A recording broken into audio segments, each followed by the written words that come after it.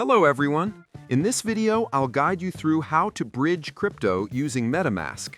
Bridging is the process of moving your tokens from one blockchain network to another, like from Ethereum to Polygon or Binance Smart Chain, so you can use your assets across different ecosystems.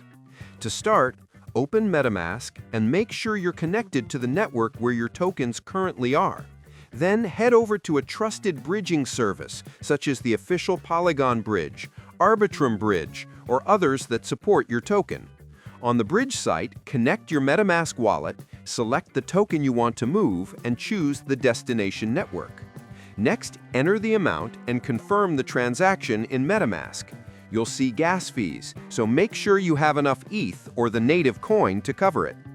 After confirming, the bridge will process your transfer.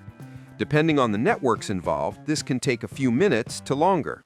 Once it's complete, switch your MetaMask network to the destination chain and your tokens should appear there.